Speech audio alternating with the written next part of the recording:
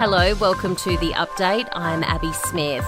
Economic experts are divided about whether another interest rate hike is on the horizon as the number of Australians falling behind on their home loan repayments hits a 2-year high. Despite 11 rate rises since May last year, some forecasters are predicting more pain for borrowers today. An announcement from the RBA will be delivered this afternoon. Electricity prices are showing no signs of easing despite Labor's promise to slash $275 from household bills by 2025. Clean energy projects are not progressing quick enough, coal still generating around 2/3 of our country's electricity. Anthony Albanese has confirmed 2 Australians in Vietnam who are facing the death penalty have been granted clemency. The Prime Minister says the identity of the 2 involved won't be made public for privacy reasons. It's prompted calls for the release of a 73-year-old Sydney man who was arrested in 2019.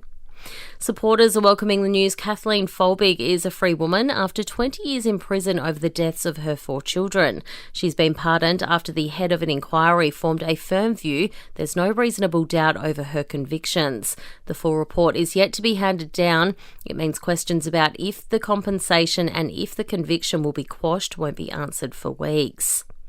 Australians are spending almost 40% of every year staring at a screen, and it's fueling rates of dry eye disease. Thousands dealing with a severe form of the condition now have easier access to a new treatment added to the pharmaceutical benefits scheme. Optometrist Lee Ploman says previous forms of cyclosporin couldn't be absorbed as well as the new eye drops. This new form is much more well absorbed by the body, and it helps to treat inflammation without the side effects of using other sorts of steroid anti-inflammatory drops. And Prince Harry has failed to show on the first day of his lawsuit against the Mirror newspaper group. The judge presiding over the case in London's High Court admitted he was surprised by the no-show, even though the Duke of Sussex isn't due to give evidence until day 2. His lawyers say the Duke was in LA celebrating his daughter's 2nd birthday. Entertainment and sport next. To Origin first, a tough call for Blues coach Brad Fittler as he needs to find a replacement for the injured Nathan Cleary. Cleary has been ruled out with a hamstring injury. Meantime, Maroons coach Billy Slater is taking full responsibility for the interchange bungle, which cost Queensland $30,000. The Maroons illegally had 14 players on the field at one stage of their win over the Blues in Game 1, resulting in a heavy fine from the NRL.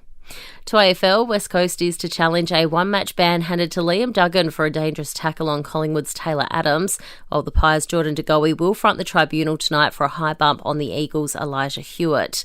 Dual Brownlow medalist Nat Fyfe says he has some sympathy for De Goey. Good players, good people have made decisions in the heat of the moment that they've probably done their entire junior footy career, and then now they've done one on the big stage with cameras everywhere, and all of a sudden it might change or tarnish or in some way brandish the way that they play.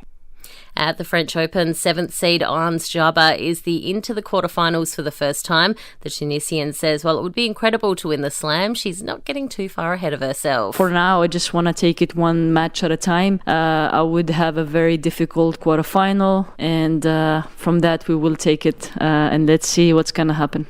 And Ange Postecoglou has reportedly reached a verbal agreement with English Premier League club Tottenham. Media reports in the UK indicate it's a 2-year deal with an option for a 3rd.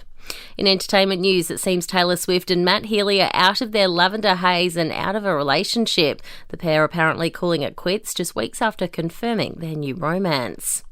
Lewis Capaldi is taking time out from touring as he struggles with his mental and physical health. The singer telling fans he needs to rest and recover for now until he plays Glastonbury on June the 24th. And Princess Eugenie has confirmed she's given birth to a 2nd son. Ernest George Ronnie Brooksbank was born on May 30th, weighing in at just over 7 pounds. She says Augie is loving being a big brother already.